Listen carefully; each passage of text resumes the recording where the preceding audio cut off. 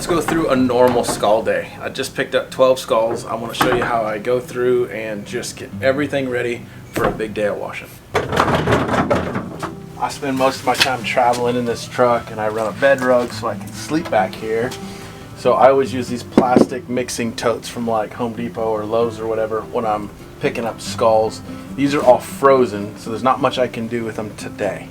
You can see the flies starting to buzz around as they're thawing.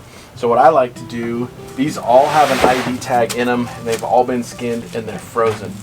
But I like to have everything in moisture. So I'm gonna pull them out, put them in this stainless tote, fill it full of water for a day.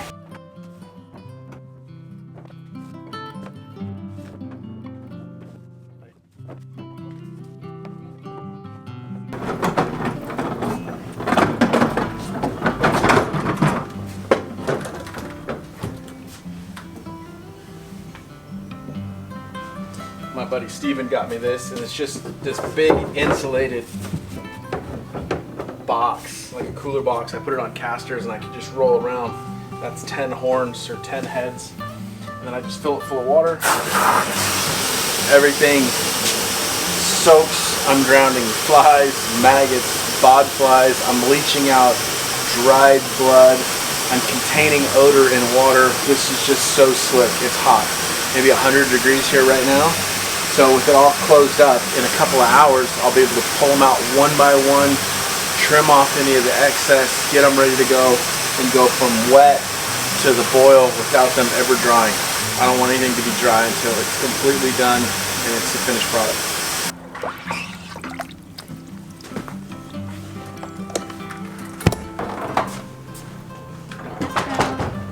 Alright, it's been a few hours, it's still ripping hot. Ultimately, I'm just gonna try and get all these skulls prepped. And I'll show you one and just think I'm gonna do that for all 12 pieces.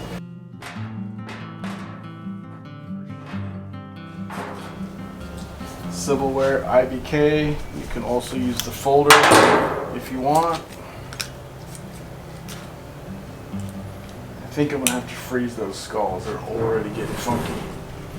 I like to remove this big old jaw wing. Whatever you call that thing.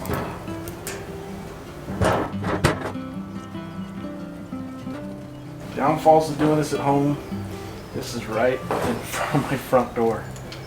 I've freaked out my fair share of Amazon guys, UPS guys. Food delivery I didn't know was coming, you know. That's a lot of these places will take a sawzall to these heads. You just don't need to cut anything with a sawzall on an animal. You can cut everything with a sawzall, but you don't really need to if you know where to make those knife cuts.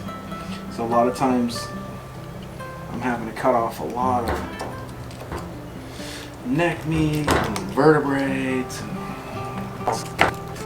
You definitely want to, if you can, get rid of as much shock absorber as you can on these sheep.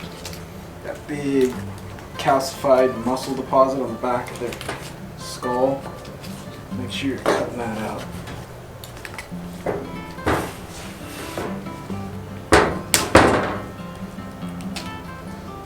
I think I make up half these names. I call that a hinge bone because the jaw hinges that way, and that little bone is like it's like a little stop.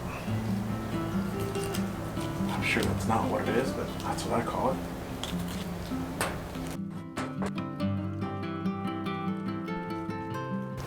The quicker you bag that trash, the less you're going to get flies.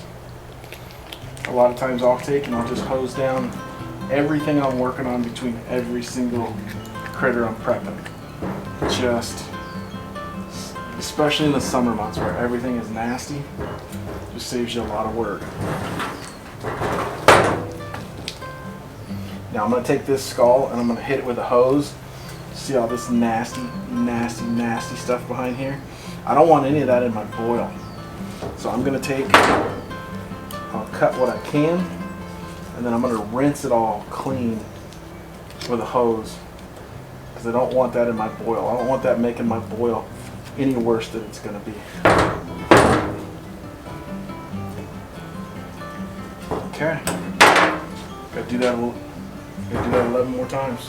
So it's day 2. Everything thawed. I went through and got everything cleaned up, and I soaked them in that barrel. I just wound up putting them in this bucket and forgot that I was supposed to be recording. You can see how nice and white everything is, how all the meat that was red is now a blonde or a white. It's taken all that stuff out. So I'm going to bring it to a boil and see if I can get these horns off. These old ramalays are just super tough. This little black Hawaiian, or if it's a little Corsican or something, they come off super easy. So I always move the black or the young sheep to the top. Do those first. Let those big ones run longer. Y'all, I say it throughout this film, but this really isn't a how-to skull cleaning film. This is just a day in the life of a skull cleaner. Now, I have got this horn removal thing figured out. One solid punch with the base of that horn against the concrete, right down on top. It doesn't always work like this, but this one worked out really good. Then I cut those horn cores, then put it back in the boil for a bit, clean up my work environment, and then I'm going to take a power washer and I'm going to spray into every hole in every orifice. Anywhere there's meat or tissue on this skull, make it go away. Let's get to washing.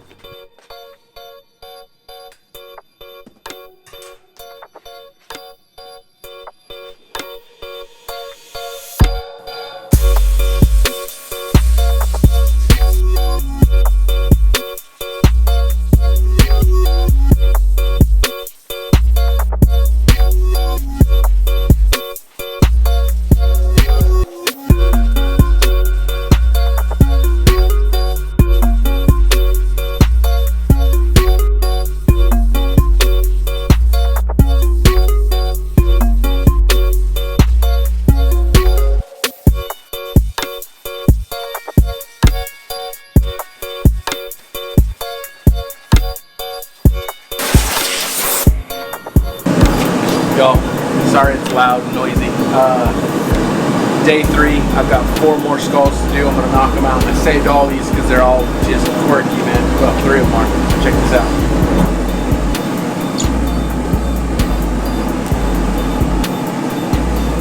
Both sides. I don't know if he was like I don't know what the heck the story is, but I'm betting this horn core is 2 pieces. Can't wait to see.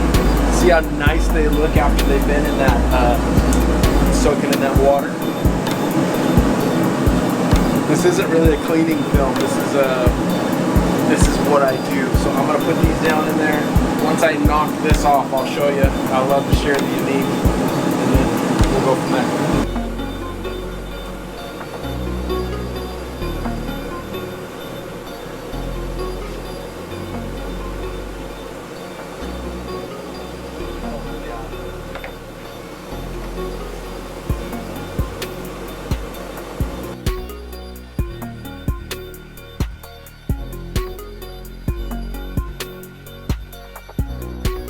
With the horns removed, everything power washed clean, I boil them in a mixture of peroxide and water. Once it comes to a boil with the skulls in it, I shut off the heat, rinse them one last time, and set them out to dry. I'm so bad about starting a video, and then when everything starts to dry and I just forget about filming. I was putting stuff together and I was like, oh, we're making a film. So I have a drying rack. I'm going to show you a picture of it. I'll have it come in now when I'm talking, but essentially it's a little dryer I found on Amazon. It's a boot dryer, and there's 4 hoses that go, and I made like a kind of a quasi manifold, and then I slide the horns over them to dry them. So this time of year, you hear me harp on it, with the heat, you just get flies. If there's any place where there's moisture, a little dark spot like the bottom of a horn, those flies love to land there. So what I've got the habit of doing is hitting it with a DeWalt blower, like the little cordless blower. I give it a shot of bug spray just to make it smell like bug spray, and then I slide them over the heaters, and I haven't had any trouble since. And I'm super sensitive to bugs or anything in the skulls. So let's put together real quick this split horn core, or the split, the split horn ram. If you look down the horn core, you can see that there's actually two horns, and you can see where I had cut it here, it's actually split. And it's amazing how clean it just all goes back together. Both sides.